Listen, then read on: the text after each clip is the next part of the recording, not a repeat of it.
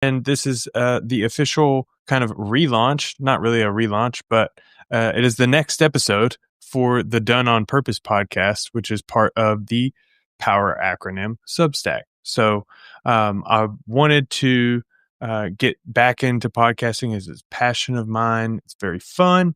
And wanted to kick it off with this post about separation season that I just published on Tuesday. So welcome, welcome. It is separation season.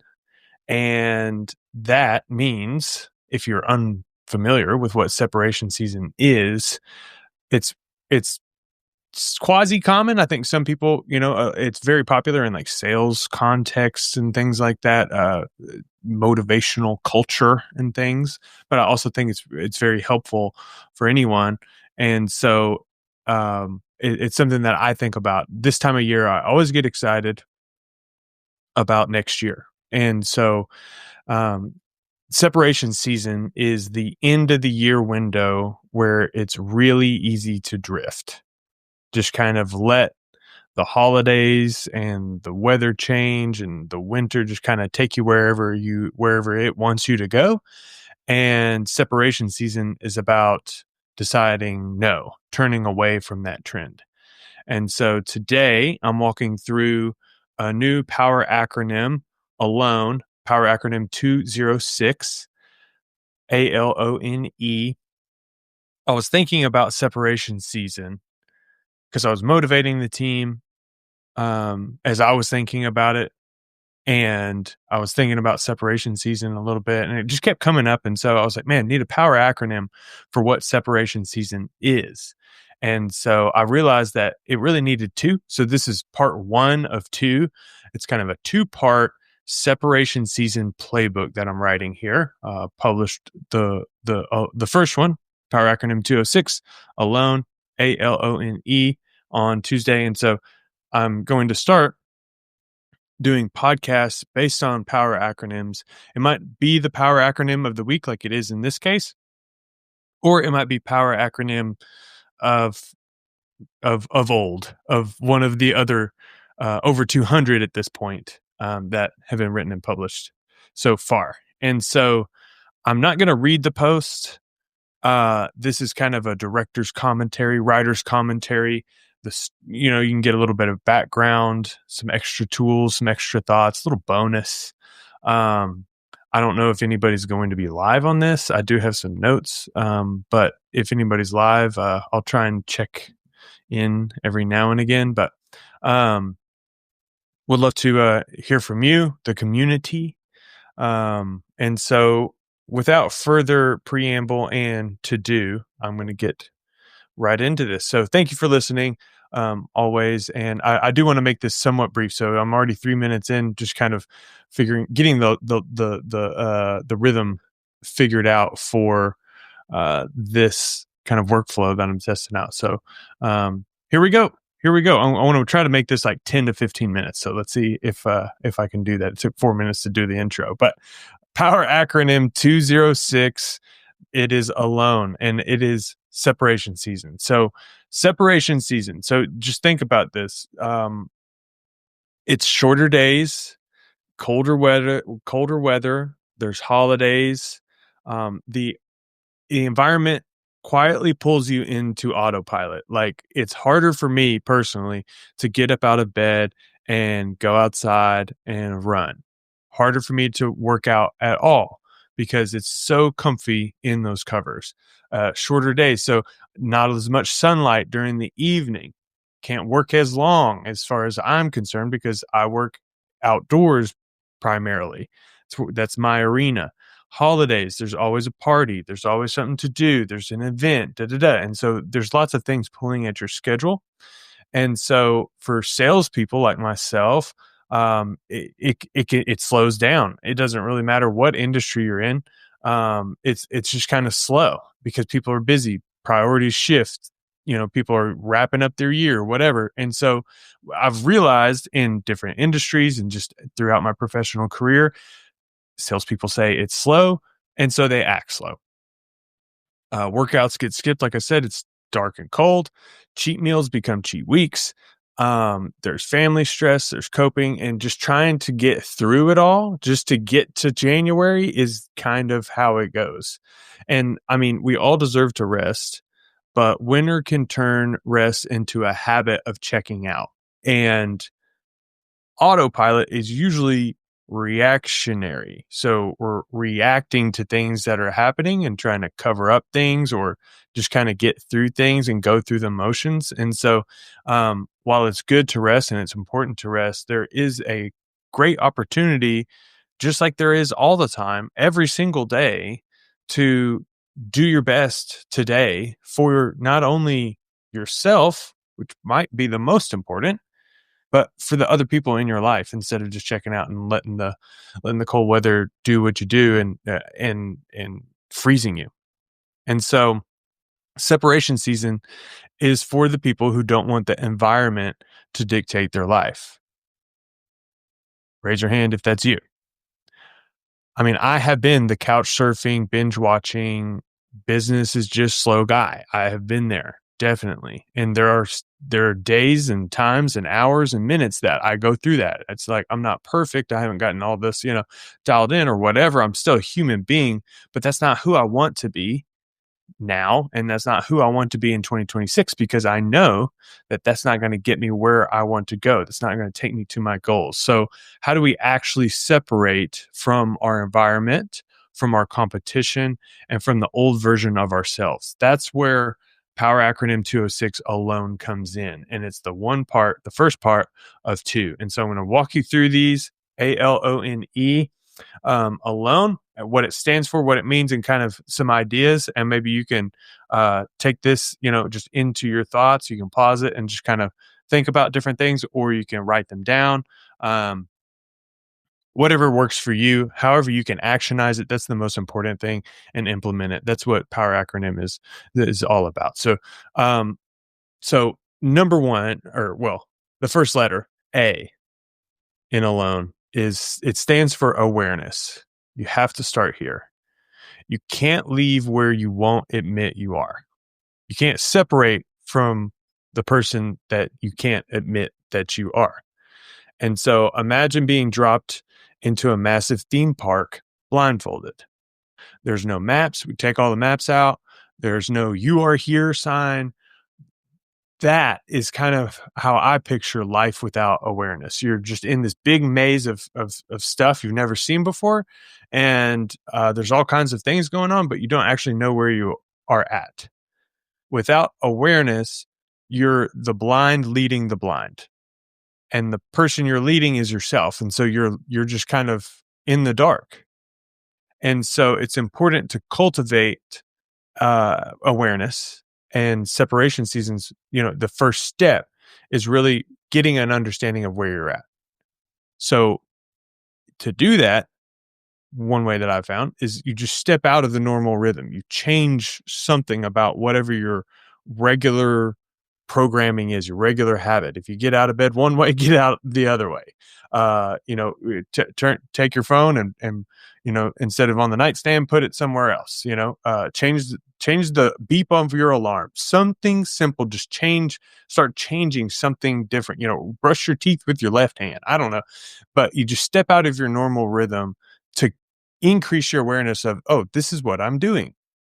Maybe you just get out of the house, go on a walk, whatever it is. But you give yourself enough space for truth to rise in different ways. Another way that I create awareness within myself, and one thing that's been really helpful for me, is journaling. So I've journaled for over a decade at this point. I'm a writer, so no surprise, but it's not always a daily habit, but I've recently implemented it more as a daily habit recently, especially as December started, getting into the holidays before Thanksgiving or so. And so I actually use ChatGPT for this. It's a great way to get easy prompts, and you could just pull out a piece of paper and a pen and just do a mind dump, of course.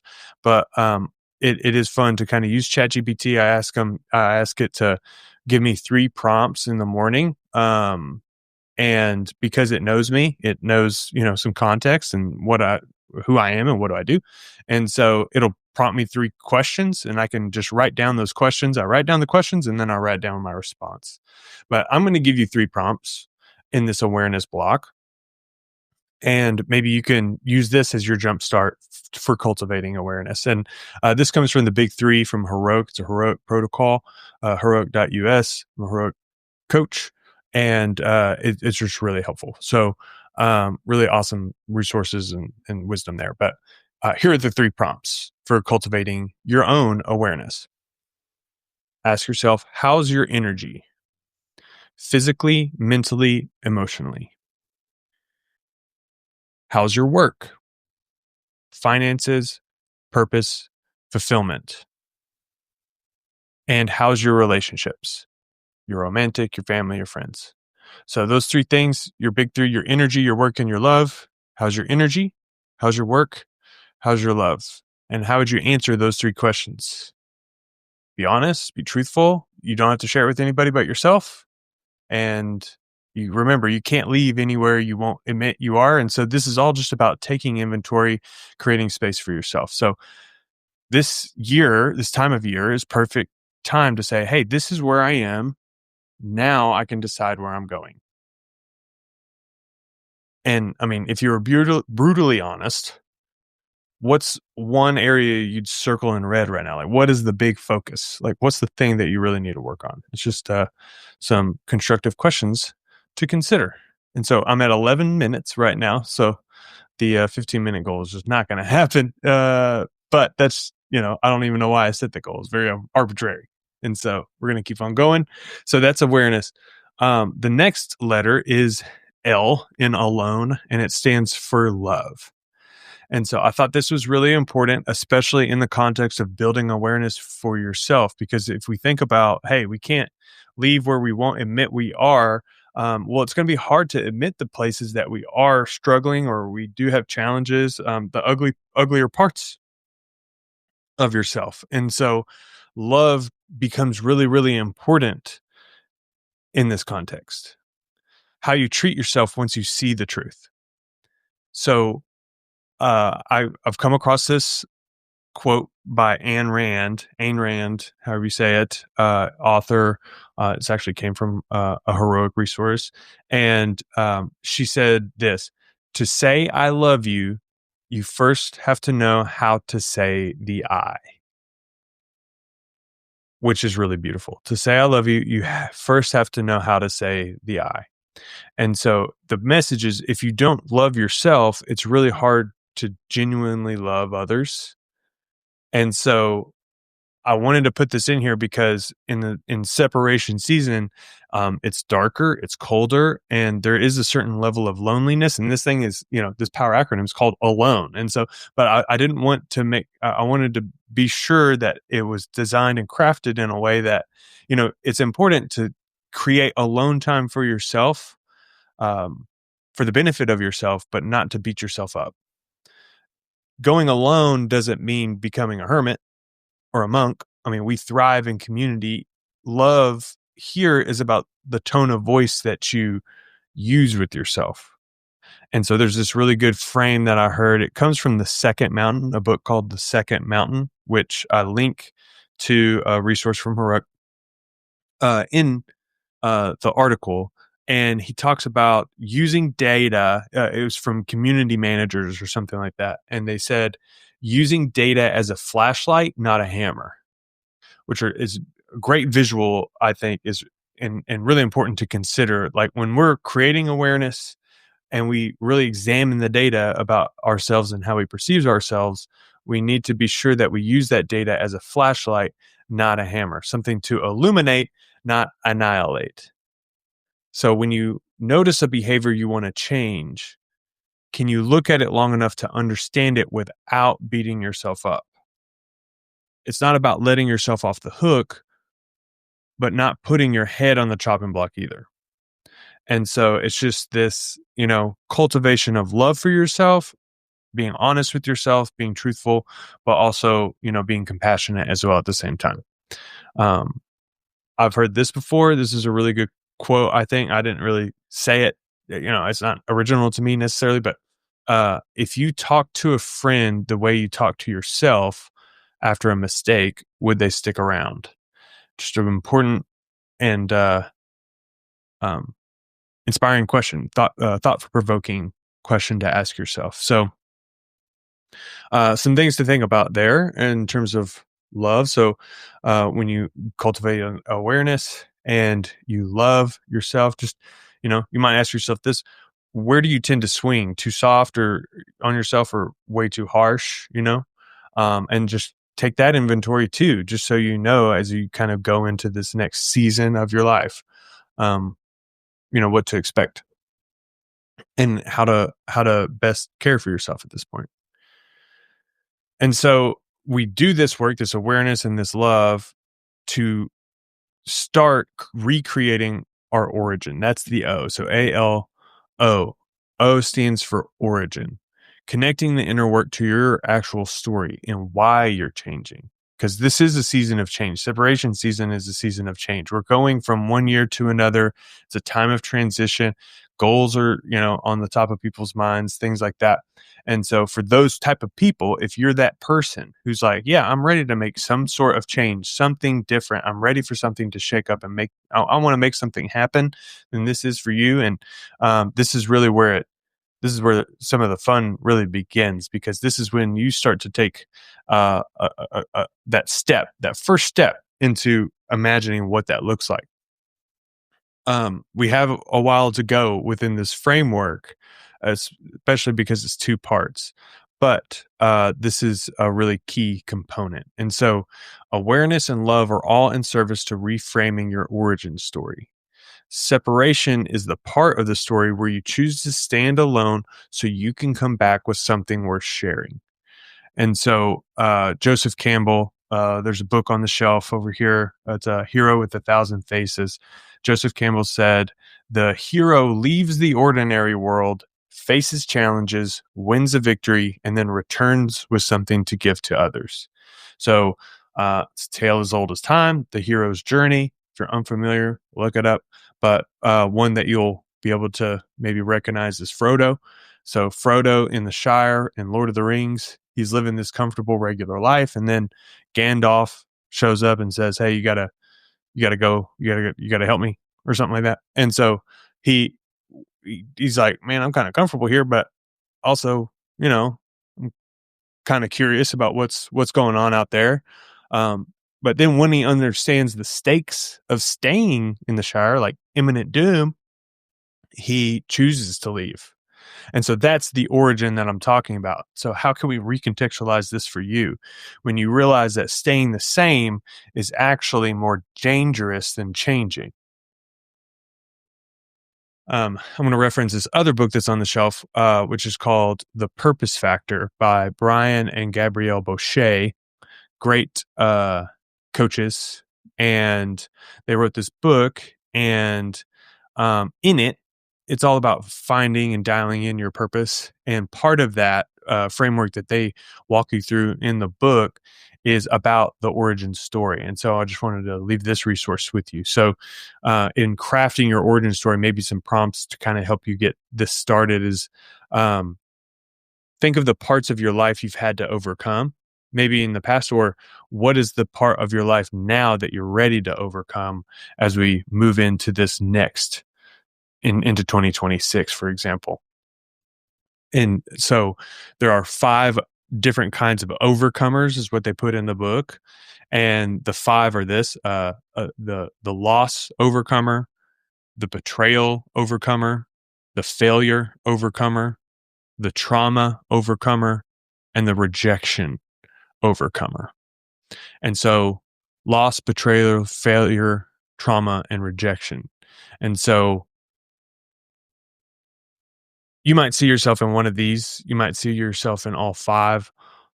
We've all faced, these 5 different things in different parts of our life, but maybe one's a highlight, or like one's more than another. But this is all just ideas essentially for you to say, okay, what's my new origin story, and what kind of overcomer am I going to be? What is that thing that you're looking to overcome now in this separation? See, are you trying to just overcome the coasting? Are you trying to overcome the cold? Like, it could be very simple too. Doesn't have to be real deep psychological stuff. Maybe you're just trying to overcome laziness. Hey, I'm talking to me of getting out in the cold and running 3 miles. That's me personally, but so just some things to think about: loss, betrayal, failure, trauma, rejection. What sort of overcomer are you? Something to think about. And so origin is where you step into the role of the overcomer and start telling the story of why you're changing. So if you just had to pick one, which one has shaped you the most? So that's awareness, that's love, that is origin. We start crafting this origin story. And then something that I'm looking to practice and I thought was really important for this separation season playbook is no. So the N in A.L.O.N.E stands for no. And this serves as boundaries, as protection of what the awareness, the love, and the origin started. So no is kind of the stomp in the ground, the flag that is planted for you, so that when you do that work, that inner work, you set the boundary for what is yet to come. So personally, I've done a lot of different DISC assessments, personality quizzes and things like that, and just different work environments and stuff. And so on DISC, 2 separate times that I've taken it, and these are like some years apart, 2 different times I've taken it, both inspired by DISC or whatever. I'm a high IS, which means I'm a classic connector type person. I'm the let's get along, let's find the win-win, I'm a mutual yes machine. And so that serves me well in like networking context. You can probably be like, yeah, if you know me, you can be like, yep, I see that. That is definitely my natural bent. And so, which is cool, but it's great for relationships, but it's terrible for boundaries. And so when I say no, I'm like also speaking to myself here, because I will yes myself into competing commitments a lot. And then my mind and my calendar are overloaded, which affects me and my wife and my people and all the other things. And so, this is definitely something that I'm trying to work on too, is just like, how do I get better at saying no? Because in separation season, you think about it, like if I'm separating from you or from something else, that is a no. And so this season of separation season is less about adding new habits and more about saying no to the people, places, and things that don't fit your vision. So what are like, before we start saying like, oh, I want to do this, I want to start that, I want to, create this or whatever, like what are the things that we can do that get stuff off our plate that we can actually say no to? That is where we're going to actually start building clarity of mind and focus, because like everything that we're saying no to is a yes to other things. And so I pulled some resources for this. I remember back in January, Tim Ferriss, podcaster, investor, author guy, said he was writing a book called The No Book. And he's talked about this in podcasts past, but I guess he's put more focused effort into it. And it's not like a book that you can go buy off a shelf right now. I don't know if it will be. He's co-authoring it with Neil Strauss. Look forward to, I actually have 2 of his books right here: Tribe of Mentors and Tools of Titans. Looking forward to the book, but you can get them for free on his website, and I'll link it in the post, in the Power Acronym 206 A.L.O.N.E post. And it has really practical kind of workbook type tips for saying no. And so really, really good. Let's see. One of them is like the idea of the big rocks and the nothing, which is good. It's in step 2. But all 3 of them are really awesome. So highly recommend you check those out. And so one of the quotes that he says is, the only people who are offended by your boundaries are the ones who benefited from you not having any, which is really good. And so don't let other people benefit from you not having boundaries. Create those boundaries for yourself and see the benefits for yourself. Know is how A.L.O.N.E protects what awareness, love, and origin started. And so, question for you: what one thing you know you need to start saying no to more often? What is the one thing you know you need to start saying no to more often? Or said another way, what is the number one stop? What is the number one stop for you for this season and for maybe the rest of your life? What is that number one thing that you could say no to and know that you've made the right decision? So moving right along, A.L.O.N.E. Now it's time for the E. And this is where it starts to get a little brighter. It's still dark in separation season, but the inner fire starts to burn here. And the E stands for emerge. So we build awareness, we cultivate love, we craft our origin, we say no, and we begin to emerge. The inner work starts to become visible in small ways. Emerge is the moment that your shoulders drop and you realize you're not holding yourself back the same way anymore. That's how it has manifested for me physically, is realizing that, okay, I don't have to like worry anymore. I don't have to I'm not holding myself back from something anymore. I've got a coach that has told me, I just heard this week, really, really great quote, super strong. Performance equals knowledge minus leashes. Performance equals knowledge minus leashes. And so you can put this into any context you want.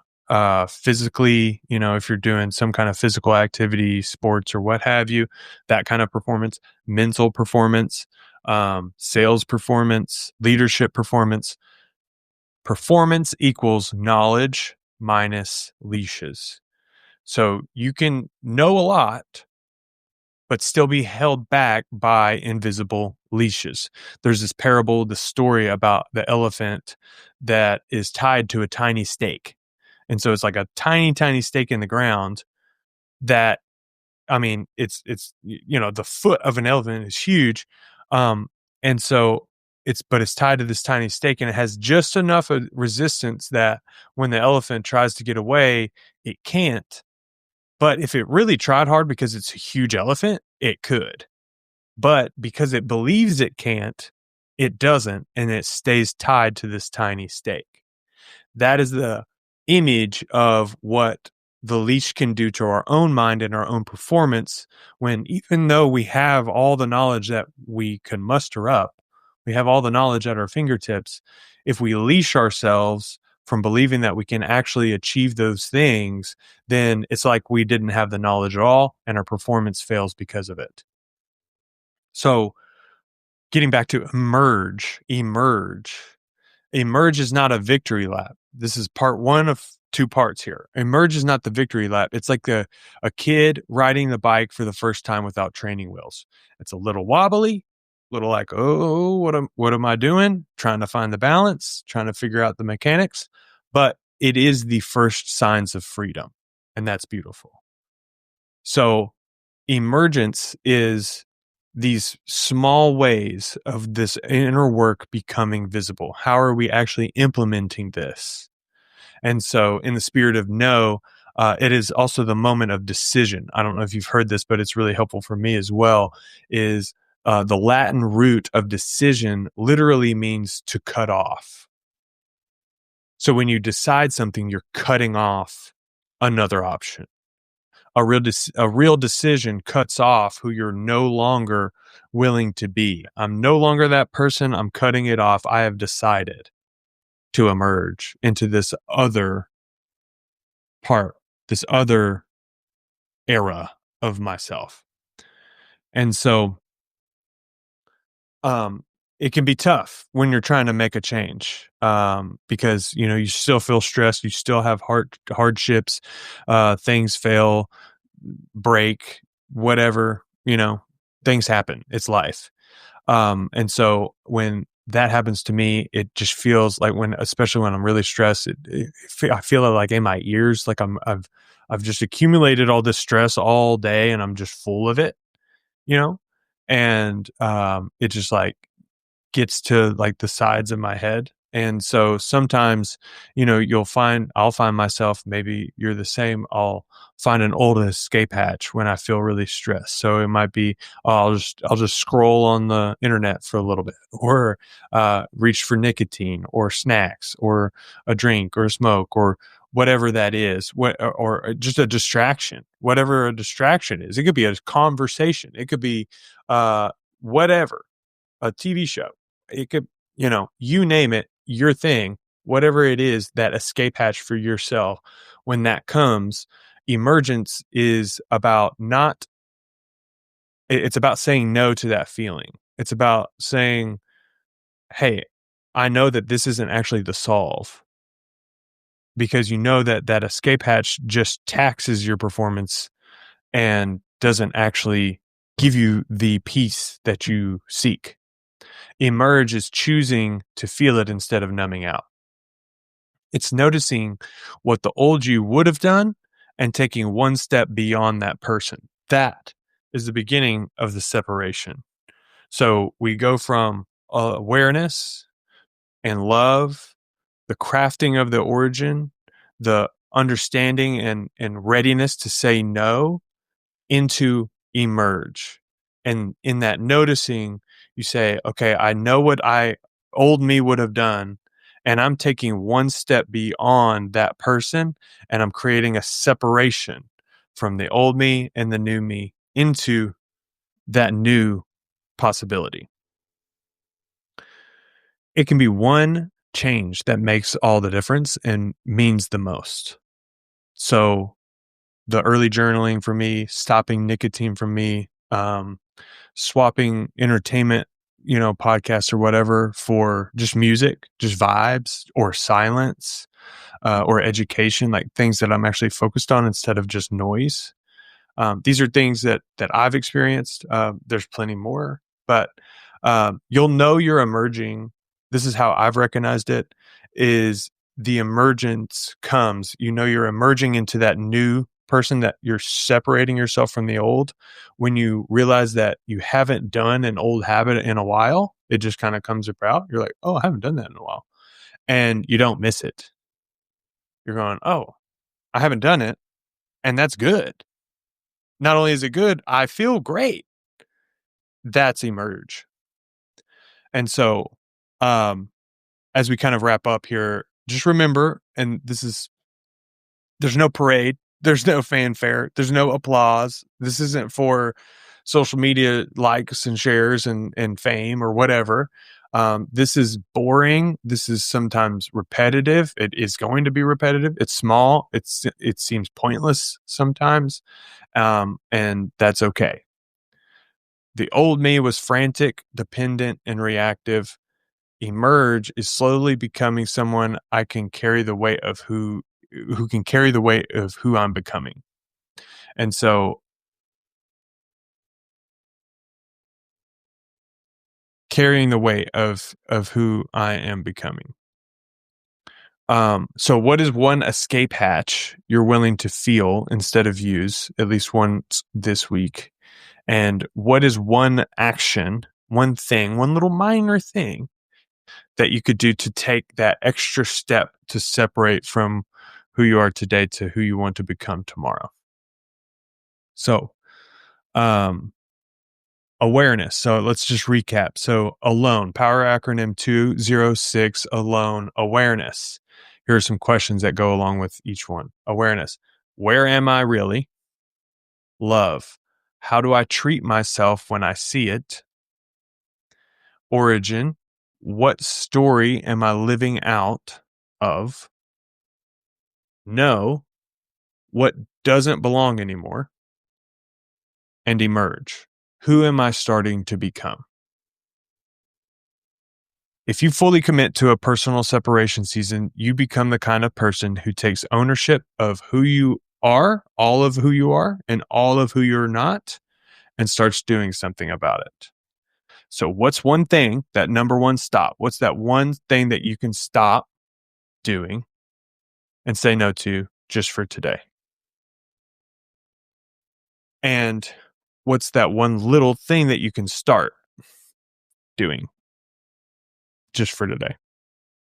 So that wraps up A.L.O.N E. I hope you enjoyed this experience, this audio experience. Part 2 is apart. So we go from alone to apart, and that's separate. That's the separation season playbook. Part 2 is APART. That's where we'll talk about actions and habits and how you show up when other people can see you, when you're actually, it's the external. So this Alone's really the focus of the internal work, and apart is the external activity and what happens after you've done that. Alone is about who you are when no one's watching. Apart is about how you show up when they are. Not that it matters, but you know.